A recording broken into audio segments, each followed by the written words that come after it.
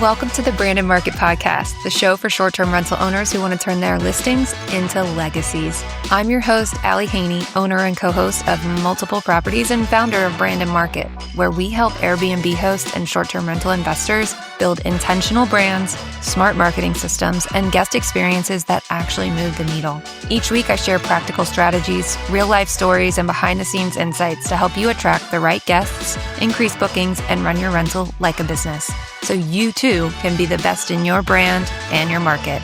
Let's dive in. Welcome back to another episode of the Branded Market Podcast. Today, I have with me a special guest. His name is Zack Metcalf, and he happens to be a friend, an acquaintance, and a client that I've been so grateful to be able to work with on not one, but two projects. So I first met Zack through Action Academy, which is a mastermind that's typically all about leaving your W-2, which doesn't fit me, but we'll probably touch on it at some point that it did indeed fit Zack. And so from there, we both found out that we had a lot in common in terms of the hospitality space. He has a micro resort in Joshua Tree, California. He has a couple of other real estate investment properties across the state of California, I believe. And he has been building his business, his personal brand, and all the things. And I've been able to be kind of a little, would I say shotgun? I don't think I'd be backseat. I'd say shotgun for the, for the journey. You're definitely shotgun. Without further ado, I'm going to hand it over to him so he can tell a little bit more about himself and how we got here. Because if you are watching on YouTube, you can see in the background, there's some boxes and some construction equipment because he is finishing out the final touches on the third unit at the Joshua Tree Micro Resort, which is named INTRVL. So without further ado, Zack, tell us who you are and how we got here. Thank you so much, Allie. Thank you for having me. Been super fired up about doing this podcast with you. And it's been so amazing just getting to know you on a whole nother level and working with you. And I just can't speak enough amazing things about you. So thank you for having me today. Yeah, I guess a little bit about me. My name is Zack Metcalf. I live in Huntington Beach, California. I spend part-time there, part-time in Joshua Tree. I'm a father. I'm a husband. I just left a 10-year career in the pharmaceutical industry as a sales guy and have transitioned into full-time real estate development and longevity coaching. And so I've just realized that the work I was doing for a while in pharmaceutical wasn't necessarily aligned with my lifestyle and my goals and who I am as a person. And so the two pillars that I've been loving working with Allie on and trying to bring to light is experiential hospitality for one, and then also just longevity and transformation for men as the second. So excited to dive into all these different topics today about alignment in real estate and just all the beautiful things. So thanks again for having me, Allie. Absolutely. So let's first start with INTRVL, because that's what typically our audience is listening for is short-term rentals, micro resorts, boutique hotels, everything within the hospitality space. But your story was kind of an evolution of multiple of those categories, right? Because you started INTRVL with just one unit, and that unit was actually not called anything having to do with INTRVL at the time. So tell us more about Sapphire Haven, how you acquired the property, and then the evolution that became what it is today. So back in 2020, I had a conversation with a buddy of mine that had bought two properties in San Diego. He's like, bro, I'm doing like 20 grand a month on each of these properties. And it was just this light bulb of this new thing called Airbnb, which actually wasn't that new, was something that I wanted to explore. And my wife is actually from Joshua Tree, and she'll be the first person to tell you that she's one of the few that left with all of her teeth because everyone does meth or gets pregnant out here.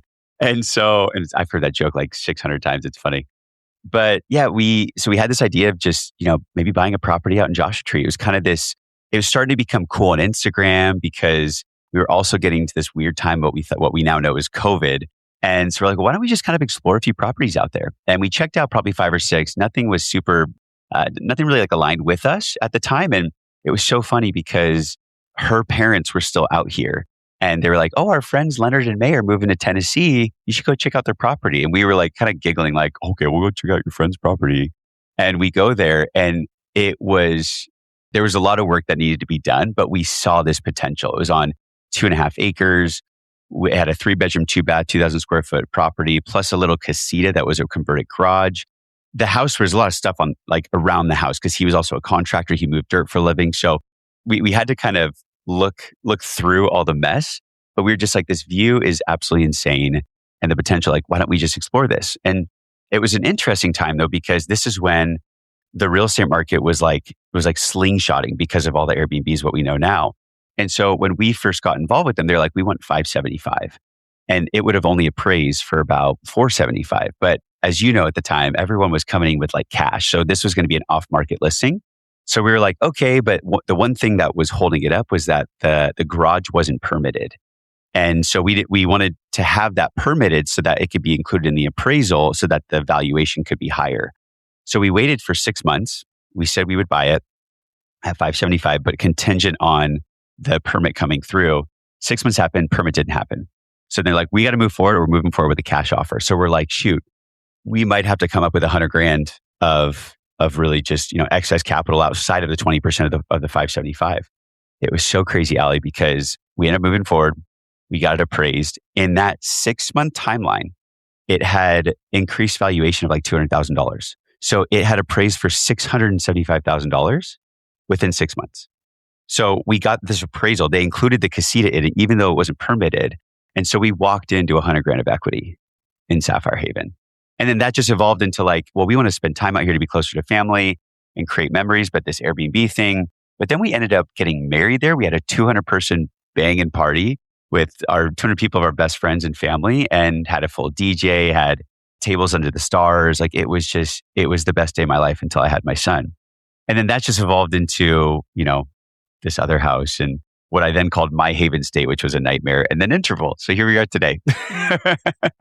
So you started out with the 2.5 acres, the 2,000 square feet, and the casita. So technically that was 2 structures. So even though you didn't call it a micro resort, technically it could have been considered a micro. It slept like 12 to 14 at the time, but we didn't really market it like that because I didn't even know at the time what a micro resort was until getting involved with amazing humans like you and other people in the micro resort world. But then when I understood what that is, it's like, oh, it's just like a few different homes where you're creating a micro resort feel where they rent the compound out. And I guess transitioning into this property, the craziest part about this is where like, we're going to talk about alignment, but like when life happens and alignment takes place, you're like, this is beautiful. We have one neighbor in this entire area. The next neighbor is about a half a mile to a mile down the road. And we have this beautiful view right here as well. And my family stayed in this house for our wedding because our friend Tess had owned it. And so my family stayed here before. We have stayed here before. And then we were out here 8 months ago and it was vacant. So I hit up Tess and I'm like, Tess, what happened? She goes, oh, we had a kind of a falling out with my ex and we had to move out and it's been on the market for 7 months. They've had 6 price cuts. And I'm like, well, what's the story? They had on the market for $750,000. They had 6 price cuts. And then all of a sudden it was on the market for $444,000, 2.5 acres, 1,600 square foot house. And my favorite number is 4, kind of a weird thought, but I was like, well, this is very interesting. And the challenge for them was that no one in Joshua Tree really wanted a 3-bedroom, 2-bath anymore because there's so many of them. But for us, we have the neighboring property with a shared gate. So for us, it's an absolute no-brainer. The expiration took place with their current real estate agent. I looped in my guy. We struck a creative finance deal that we put together. We ended up getting the property for $389 with a $125,000 seller note at 4.5%. And I'm homies with homies with the owner, or the previous owner. His name's Alex, which is Tess's ex. We've become friends. So I'm like, dude, if you're ever in Joshua Tree, come and stay. Like, look at what we've built. So it was just crazy how it all panned out. So now the vision with this is that we have the 2 properties over there, Outpost and Casita. This is INTRVL Wellness. We have about 1.5 acres in between the properties. So once this is done and we're bringing some revenue back, we were able to, per the county, build 2 more properties, a total of about 2,400 square foot, and we're going to add a bathhouse. Is the bathhouse part of that 2,400 square foot, or is it the 2,400 square foot going to be like? We're going to try to make it separate. It'll be like a pool that will add like saunas and cold plunges and things like that. So that's the vision, though. Amazing. So eventually, at completion, it'll be 5 units plus the bathhouse. Correct. And it'll sleep. The goal is at least 35 to 40. And there's nothing like that out here. Once this is live in 3 weeks, we're going to be able to sleep 20. And then once we put the 2 other homes, they'll most likely be like 3-bed, 2 baths, 1,200 square foot each. And we'll add another 8 to each of those. So 36 will be the target. Yeah. So let's talk about the transition between the name My Haven Stay and Sapphire Haven, because there was a story there. It wasn't just like you just pick something out of nowhere.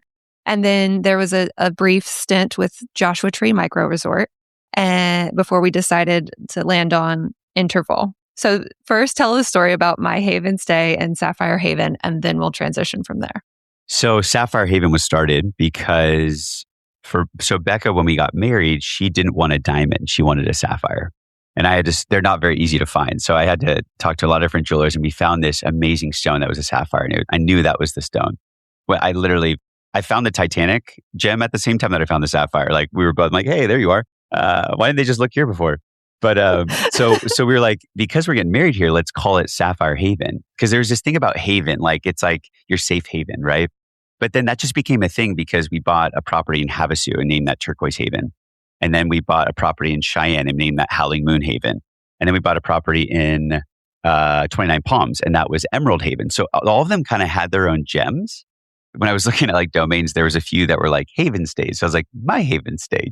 I had no idea about branding, right? I wanted to build the engine, but I didn't even know how to put gas in the engine, So it was like this funny journey.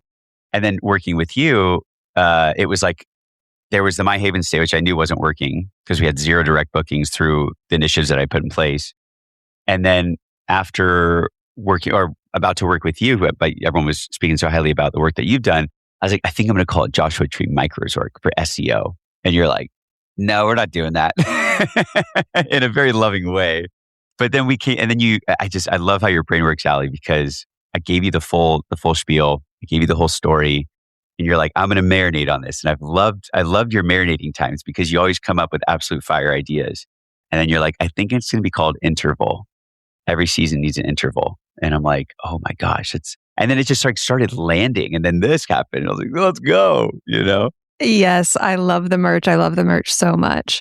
And the thing is I thought was unique about your property was that it's growing, it's evolving. And so it's like almost the guests themselves can continue to evolve throughout their different seasons with the property itself. And so a lot of times when people come to me and they're like, I want my place to become a tradition. Tradition is a word that I hear a lot. That's not necessarily something that you don't want for INTRVL, but we were trying to find our own unique take on that.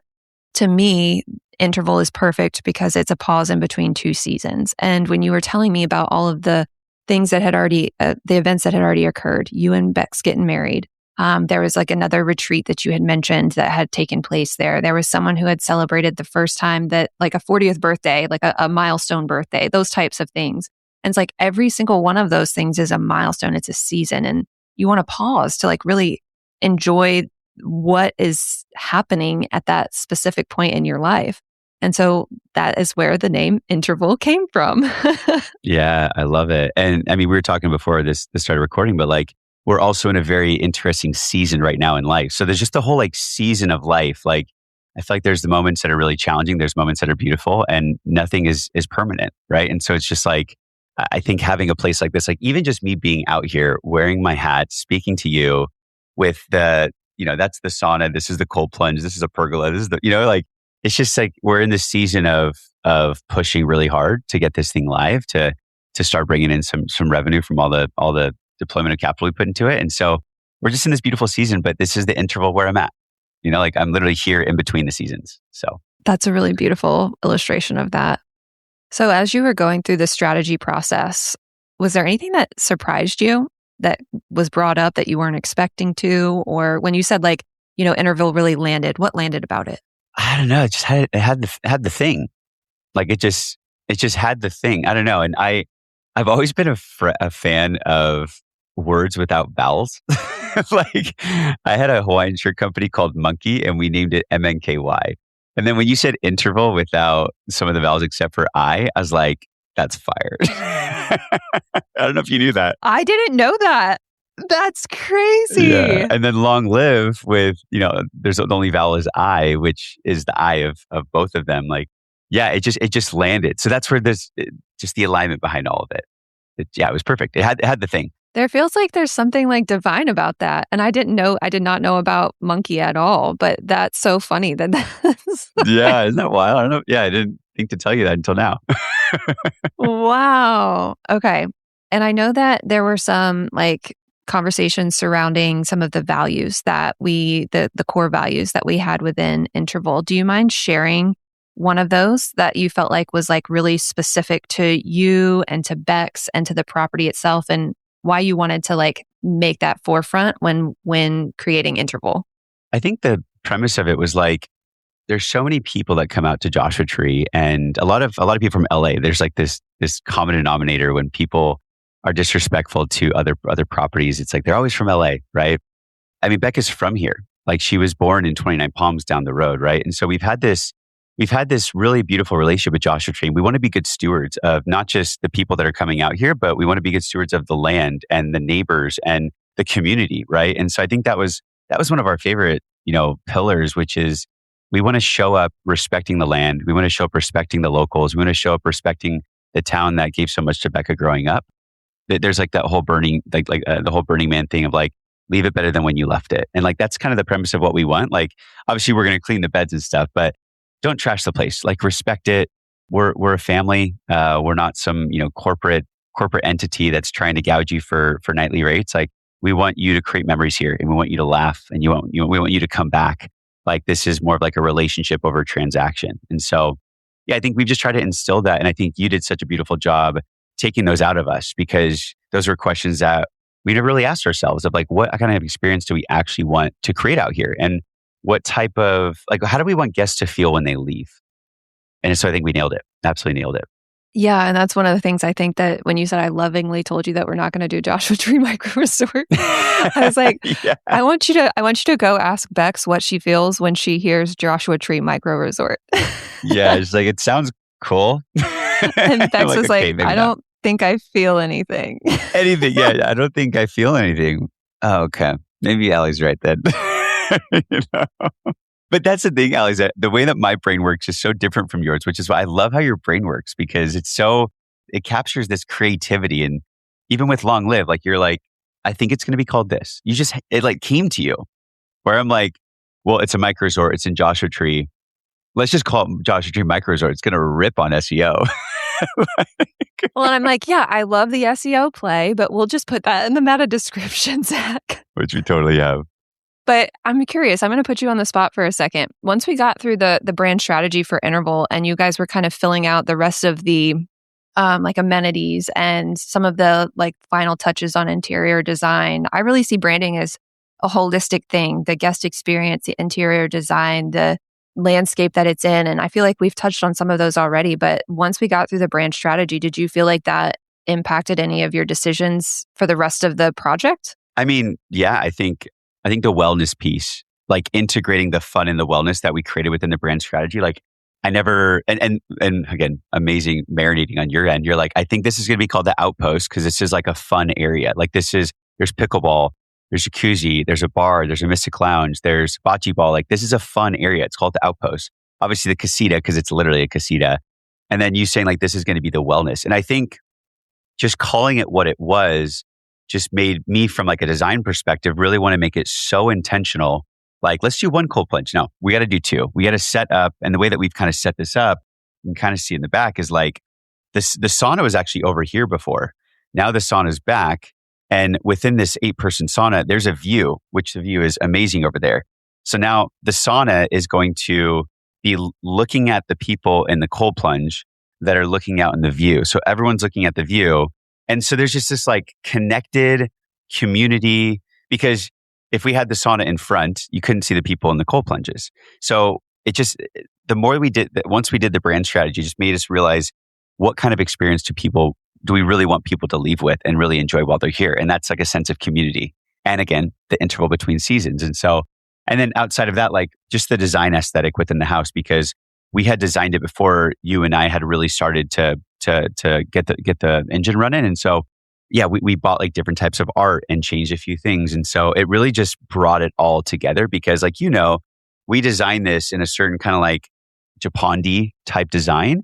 And it's not very similar to the other property, but there was a way for us through this brand exercise to combine the two, right? Whether through art, whether through aesthetics or amenities. And so, yeah, I think it just brought it all together. And I don't think we would have created this beautiful experience unless we did that with you. Yeah, and that was one of my favorite things too, is like creating the overarching brand for the entire micro resort that it can continue to grow into with the future units and the bathhouse, while also creating almost like sub brands for like by way of the names for the individual houses to show how each of those houses contributes to an experience, either individually with that one unit or how that unit is going to contribute to the overall experience for a full buyout for the whole property. Because immediately, like if I was booking Interval and I saw a house named the Outpost versus a house called the Wellness House with me and my 3 kids, my ass is going over to the Outpost where I've got basketball to play. Okay. 100%. Yeah, exactly. Yeah. And to that point, there's there's going to be a separate type of group that really just wants the wellness, right? Or there's going to be a group that wants both of them and they rent the whole compound, which is the goal. Right. Exactly. Well, I feel like we have dove deep into the Interval experience, but I know that you have another project on the horizon that you're actively working on now. And you decided that, perhaps the West Coast isn't the best coast and you wanted to come over here with me to the East. Well, I still think the West Coast is the best coast, but I might come visit you on the East Coast. Which is funny. I'm going to go off on a little like rabbit trail really quickly. One of the first conversations we had together was actually about a property in Surf City, North Carolina, which I used to pass every single day on the way to work. I don't remember if I told you this part of the story, but I lived in Sneads Ferry, which was just off Topsail Island. And in graduate school, in between like graduating and starting my first year teaching, I worked at a coffee shop just to kill time because Caleb was deployed. So I would leave the house every day at 4 a.m. and it was my job. I was like opening shift and I made donuts every morning. And so I would have to be out there and passing that hotel, Tiffany's Hotel, every single time. Oh, I didn't know that. I went to work so every funny. morning. So when you said that, I was like, are you kidding? That is such a small world because Surf City is a small community. Yeah. We were meant to be friends, Allie. It's very obvious. There's so many things that happen for us to, be homies. Tiffany's was a no-go. If you wanted to explore that story, you're welcome to, but I don't want to take away time from Stone Tavern, which is the new big project in the Catskills of New York. So tell us more about Stone Tavern, how you found the opportunity, how it came to fruition, and where it's at now. Yeah, appreciate that question. So I'm going to reference Tiffany just because that's actually where it all kind of started. Actually, before Tiffany's. So me and a guy named Jonas Harper had connected through Action Academy just around like the micro resort world. And we've had some micro weddings here in Joshua Tree as well. And he wanted to have those in his property in a place called Roxbury. And so we had joined this group at the same time. We became really good friends. And there was a property that came up called Vista Manor in Roxbury. It was on the market for like 1.2, small wedding venue on 20 acres. So we're like, okay, there's the wedding, there's the Airbnb, we can add more units. Perfect. We ended up going down that path. We had an accepted offer. They went behind our back, got another offer for cash, 200 grand more after shaking hands with us. So that was a big bummer. I don't think I knew that part of the story. Yeah, that sucked. Interesting part about that, and this is just a fact that I'll bring around to the other part of the story. There was 3 owners of Vista Manor. There was a finance guy, an operator, and there was also a contractor. And the finance guy wanted out. So he was the reason why they ended up selling it to the neighbor that shut it down, by the way. So we were super gutted about that. Jonas's buddy, Travis, was based in the Surf City kind of area in Carolina Beach. So he had been tracking down this 50-unit boutique hotel that we went down the path for about 6 months, lost $30,000. But it was an investment that we would spend again because of how much we learned. What we didn't find, what broke it was that it was a very complex deal, which we thought was a moat around it because the financing was so tough. It was in an HOA. There was 2 hotels. There was 2 units that were owned by other owners. So it was this very weird situation. But the final straw was that we couldn't get financing, like ever, on how it was set up. And so we moved on. And then just so happened, so Jonas, the year before, had, in this place called Roxbury, had purchased a property for about, it was like $950, and he was projecting it to do about $150,000. Well, it did $300,000 that year. So it ripped. And so he's like, I think this is like is that one unit? It's a 9-bedroom converted barn. Whoa. It's sick. It's like 6,000 square feet, like super beautiful property on 20 acres. So he's building more units there as well. And so he had this property. He has the team there. He has the contractors, the architects, and he would always walk down this down this road called Upper Meeker Hollow. And he always saw this place called Stone Tavern Farm, but it was like vacant since he owned the property. He's like, this is so weird. Like, what's going on with this property? Ended up popping on the market for $1.5 million. So we immediately jumped on it. Crazy part about it is that 5 years ago, they bought it for 2.2, but they were selling it as a residential asset because they hadn't been running the wedding venue for 2 years. This wedding venue's been around for 15 years. I was going to say, they buy it as a commercial asset, but sold it as residential. They bought it as a commercial asset and they're trying to sell it as a residential asset because there's no financials, there's no NOI. So we came in, we put an offer in. They took 3 months to accept our offer, finally did. And yeah, we've been going down the pike of this project. It's a 240 acre historic farm. It's about 2.5 hours north of Manhattan, New York. And it has a 4,500 square foot house. It's got a 5,000 square foot original barn from like 1803 that used to be a milk barn. It also has a 10,000 square foot wedding venue on the project, has 2 small cabins. And out of the 240 acres, it has about 100 acres that are buildable. And so the premise on this is that we are buying it for 1.5, which is an absolute steal. We're putting about 1.4 million into the renovations of the house, the barn, and just kind of the infrastructure with amenities. And then we're also partnering with a company called INTRVL that's based out of Estonia. And they build these igloo units, and that's kind of the brand name. But imagine like Frodo Baggins and Sam are in Lord of the Rings, they're about to go find a ring from the Shire. Like it's that kind of vibe. It's like wooden shingles all the way down, huge, beautiful windows. So the phase 1 is that we're going to be adding 8 of those to this round. So it's about a $5.1 million project. And yeah, it's just been a beautiful, beautiful journey. We were supposed to close a few weeks ago. There was some delayed from some issues on the seller side. But we've raised the capital. We're still, talking to people that want to get involved. And it's just this really beautiful project that the vision is so strong. And we've done so much DD and we literally have the entire team. So I mentioned Vista Manor had the contractor and the wedding coordinator or the operations woman that were pretty bummed that they sold their blood, sweat, and tears. They are our contractors on Stone Tavern Farm. So full circle, right? Like they're working with us on it. We have an architect named Al, who's amazing. We have a designer, which is Travis's wife. We have me, Jonas, and Trav as the GPs. So we just have this really beautiful team that is going to tackle this. And Jonas has all the operations there because he has his other property in Roxbury. Did you say Jonas was originally from Roxbury or he just had that property in Roxbury? So his partner, Elle, she is from Albany, which is about an hour north. So they've always wanted to have some sort of mountainous cabin. And so they found this one in Roxbury and it's been amazing. It's literally 1.5 miles from the nearest ski mountain called Plattekill. And it's 45 minutes around 3 other ski mountains.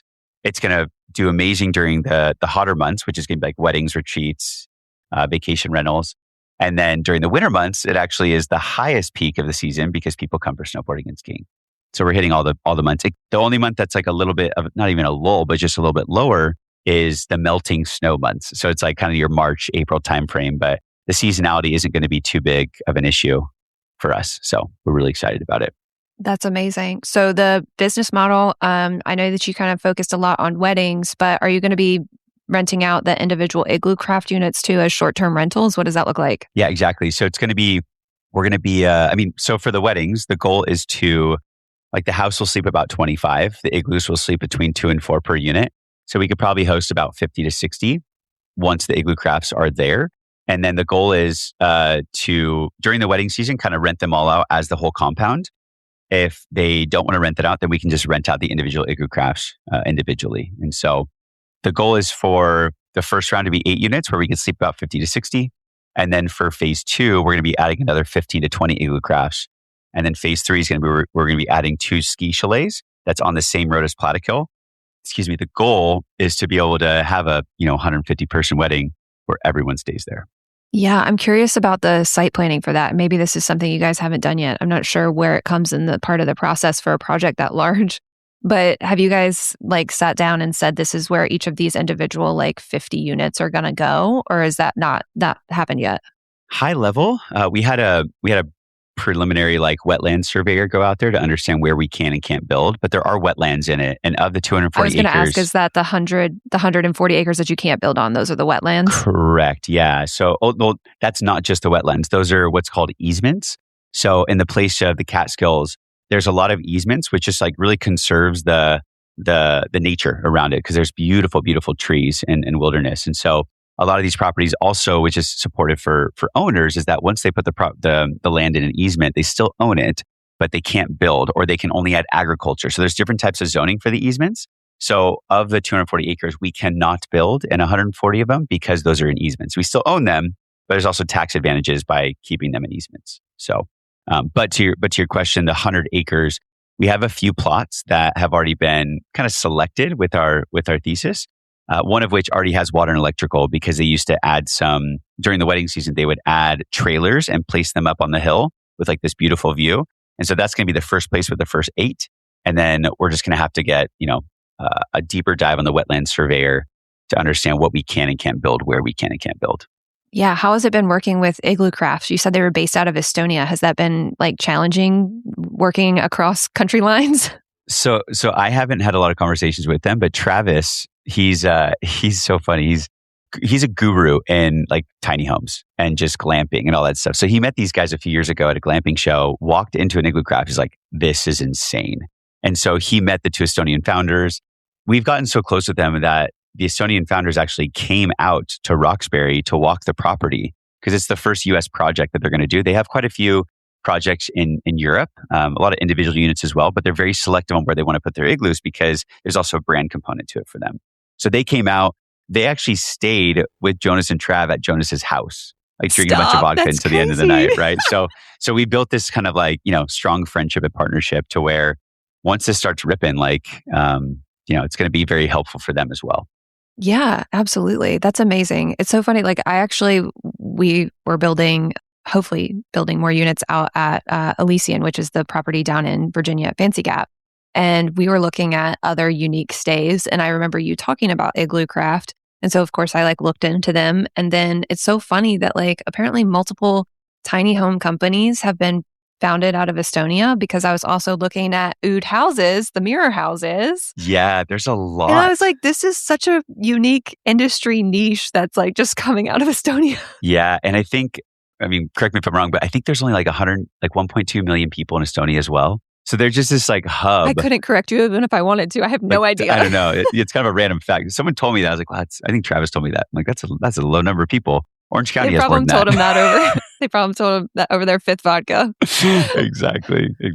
So yeah, there's a lot of cool places that come out, a lot of cool units that come out of Estonia. So that's awesome. So yeah, it's just, I think the coolest thing about this, Allie, and I know you resonate with this, is that, when you buy a hotel, the infrastructure is essentially there, right? You're trying to buy a distressed asset. You're adding some renovation costs in it. You're making it look amazing, right? What I love with these types of projects is that it's literally a blank canvas. So we can do whatever we want, whatever type of units we want, whatever type of design we want. So we're just, the property itself is insane already. Like when you walk there, you're like, I can't wait for you to come visit. But we can add whatever units we want and whatever type of infrastructure. So it's just, I just love the creativity behind it. That is exciting to people like you and me, but I think that's overwhelming to some other people that a blank slate is where do I start? Yeah, that's true. Got to focus on the vision. Having gone through the process with INTRVL, how has that kind of informed you in the beginning stages of building the brand behind Stone Tavern Farms? Because that probably plays at least some role in you picking the Igloo Craft units and what they're visually going to look like and what you want the experience for the guests to be. So I'm curious as how you took the stuff we did with INTRVL and perhaps maybe applied it to Stone Tavern. To the same journey, it's what do you want the guest to experience? And what kind of foundation do you want them to be welcomed into? And yes, it's a farm, but do we want to be advertising it as a farm? Should we just call it Stone Tavern? We want to focus it only on just the wedding side or the vacation rental side or the ski side. So there's a lot of questions that kind of come up. But I think, and we haven't even gone down the pike of branding for Stone Tavern because we're still in the process of closing. But as in the preliminary conversations, it's been what do we want to build here? What do we want to create? What do we want people to feel once we're here? Because it's such a precious such a precious area, like the Catskills of New York, right? So it's definitely helped like frame my mindset onto how do we want to deliver this experience for guests. Absolutely. The word feel, like the emotions behind it. And I try to tell people that all the time is like when people think of branding, they think of the logos, which is absolutely a part of it. But the logo in and of itself isn't going to create a feeling without a brand story behind it. And that's what's going to impress on their heart and their minds something that they want to remember and return to or speak about and be the cheapest, version of marketing is word of mouth, right? 100%. 100%. So we have INTRVL and the Wellness House is almost up. It'll be up in 3 weeks live. We have Stone Tavern that you're about to close on. Are there any other projects that you're working on? I mean, do you have free time or are you just, what's going on?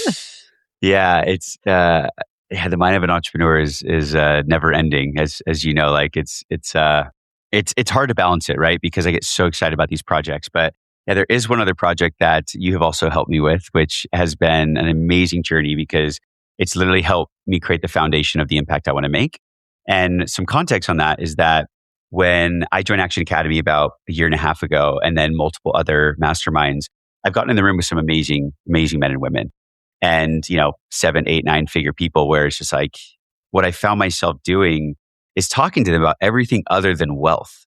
I was talking to them about how they're showing up as, for a lot of the men, like, how are you showing up as a father? How's your marriage? How's your balance? Like, we were in the Dominican Republic and Brandon Turner was giving an amazing keynote. And, the guy's raised over $500 million in capital. He's acquired over $1 billion in real estate. And so I literally stood up and I raised my hand and said, Brandon, like, you mentioned you have a 10-month-old. At the time I had a 1-year-old. How do you balance, fatherhood, being an amazing husband, and the amazing trajectory that you've been on? He says, Zach, I'll tell you, 98% of the network that have made it to this level are on their 3rd or 4th marriage and have little to no relationship with their kids. And that just literally like made my heart sink because all of these men and women have been working so hard focusing on what I call the what, which is the wealth, and building a home that they don't actually want to live in. And so after that experience, I just realized that in this world of entrepreneurship, in this world of specifically being a man, right, was what I realized is that a lot of us men are so focused on just the what, but we don't have alignment in the why. And so then, talk about alignment. I was asked to do a keynote in the Dominican Republic on 3 days' notice, and I put together a 45-slide deck about how to align your what and your why and build a home that you want to live in. And when I tell you, Allie, that half the room was crying, talking about how they don't have alignment there. And all I was doing was talking about my experience, asking questions, because you have to ask the challenging questions to get the challenging answers. And I just realized that there's something here. And so what I realized is that I think I was kind of meant to be on this earth. I think God put me here to make an impact on specifically right now, other men, and making sure that men are just living the best life possible and focusing on just the what and the why. But when I say the why, it's your health, your relationships, your purpose, and your identity.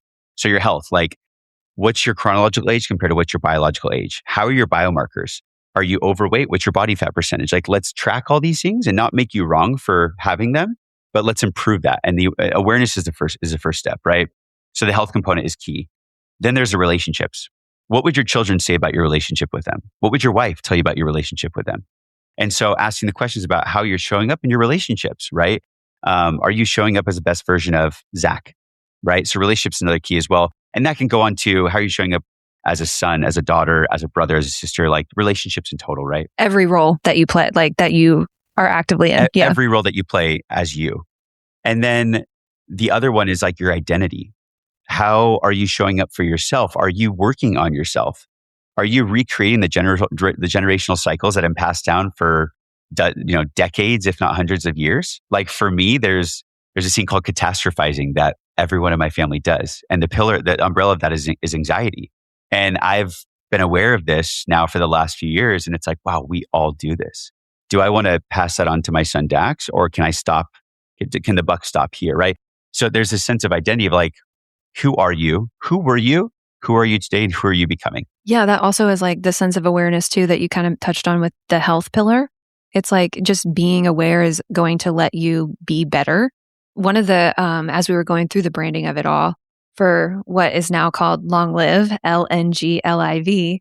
Again, dropping those vowels. No vowels. But one of the taglines we had is let your ceiling be their floor. And I remember writing that line or hearing you say that line and then putting it into the brand strategy document and like really thinking through what that meant. I know that you're targeting men, of course, but that doesn't mean that some of the pillars, the tenets, the taglines can't apply to women.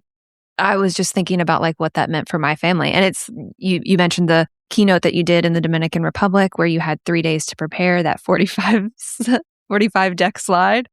If you want to listen to it, guys, I will link it in the show notes because the mastermind, the one that Zack and I met through is Action Academy, and Brian, the founder of Action Academy, he actually made it live on the podcast for everyone to hear. And it was when Zack said that people were moved to tears, he's not saying that. He's not just saying that. Like it really, truly was. And I was actually listening to the podcast and texted Zack about like towards the end of it. And one of the questions that he asked in that was, what would your husband or your wife say about your relationship with them? What would your kids say about your relationship with them? And like that really hit me hard in the pickup line, you know, picking my kids up from school and like turn around and like, do I really want to ask that question? Because do I really want to know the answer? And that is hard to think about. Remember you texted me about that. Yeah, 100%.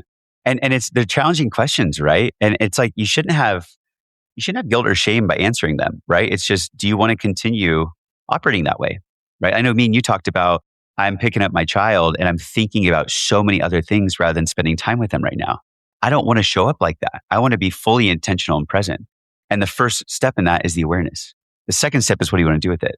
The third step is giving compassion to yourself on having those thoughts, you know? Yeah. And then the last thing is purpose. And I think it's really like, listen, we're going to be on this earth. I have chills right now. We're going to be on this earth for probably 80 to 90, hopefully 100 years. What do you want to do while you're here? What kind of impact do you want to make? And are you living the life that you actually want to be living, right?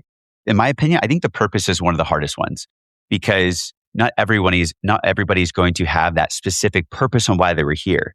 But I think posing the question of like, well, here's where you're at right now in your life. What needs to change? What do you want to change?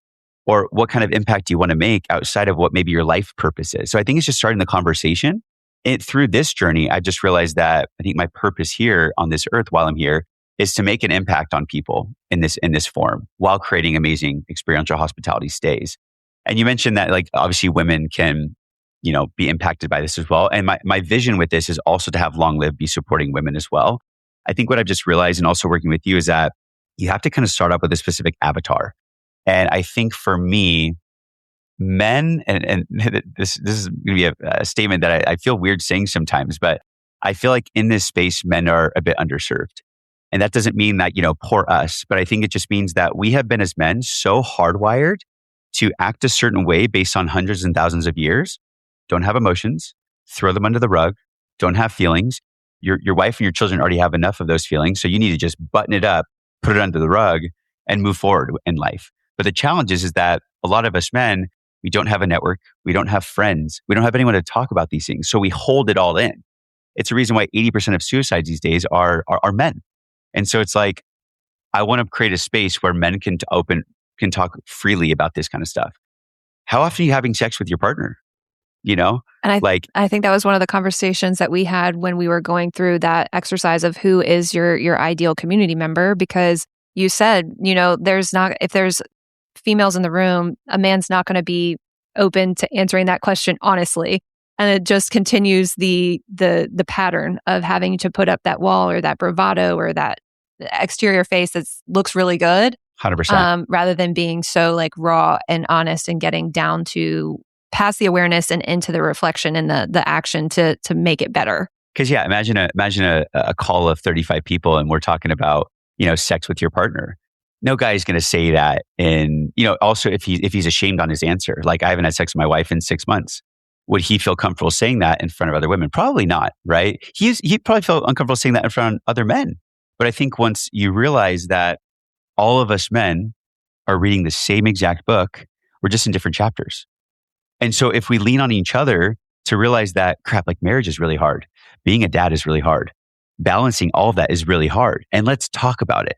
let's support each other in this. Let's have accountability through this, right? And I think too, like you mentioned that men tend to focus on, well, everyone, but men in this scenario tend to focus on the what, because the what's a little bit easier, right? You don't have to like figure out the emotion behind it. You just keep going and achieving and succeeding. And it's a lot easier to do it there than it is necessarily within the four walls of your house that you're trying to make a home, which is the whole point, right? 100%. And what men do, just to double click on that point, what a lot of men do is they say they're working so hard for their family while not spending time with their family.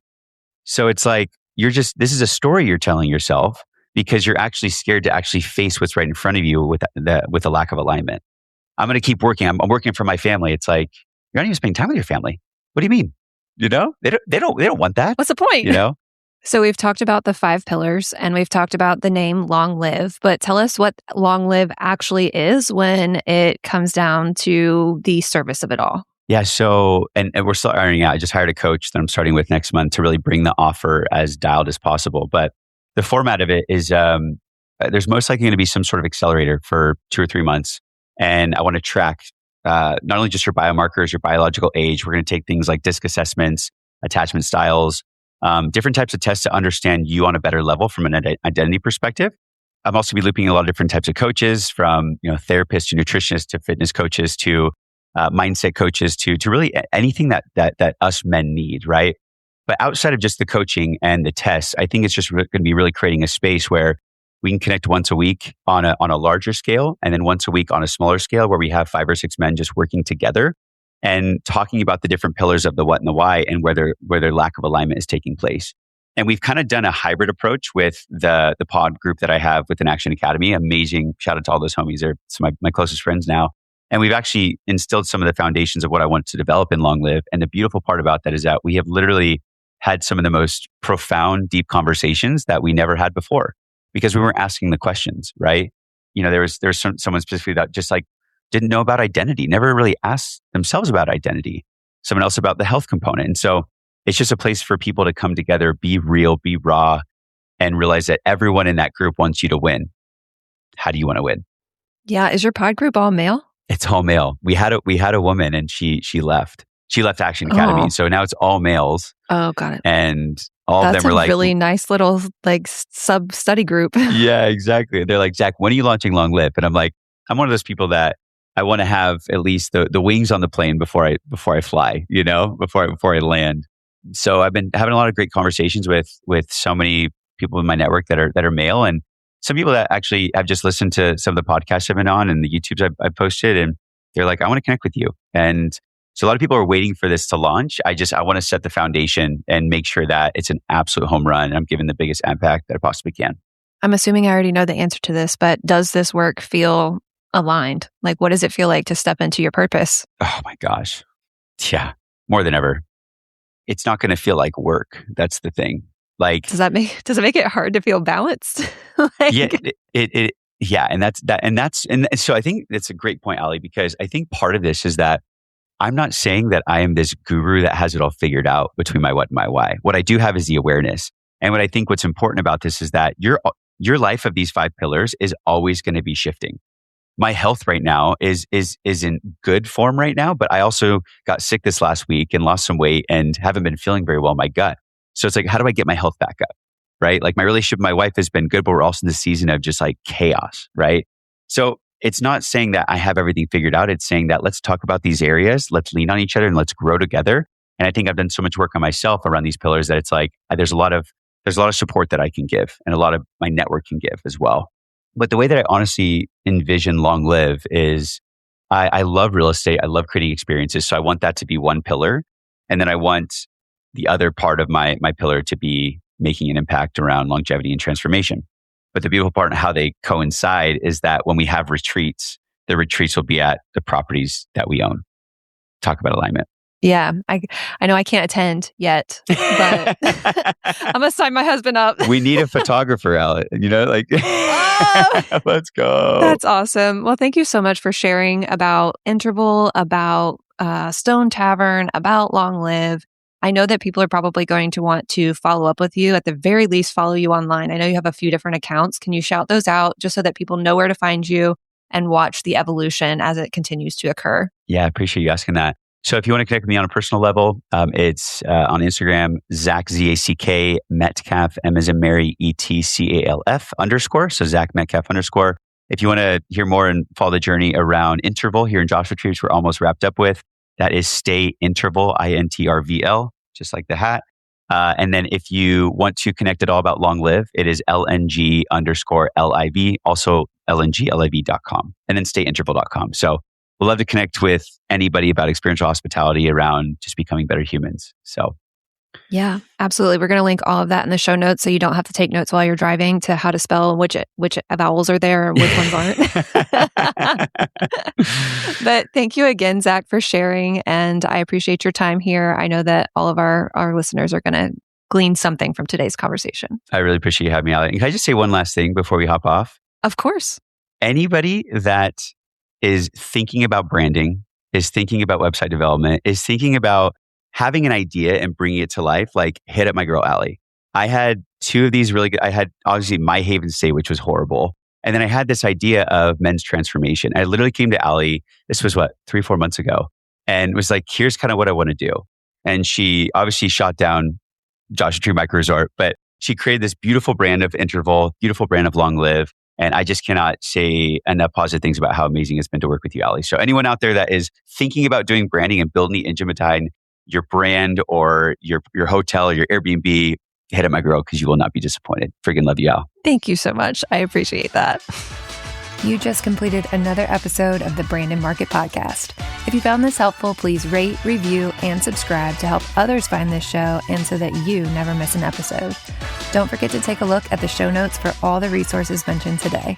See you next Wednesday, and as always, I'm here cheering you on as you build your dream brand and business.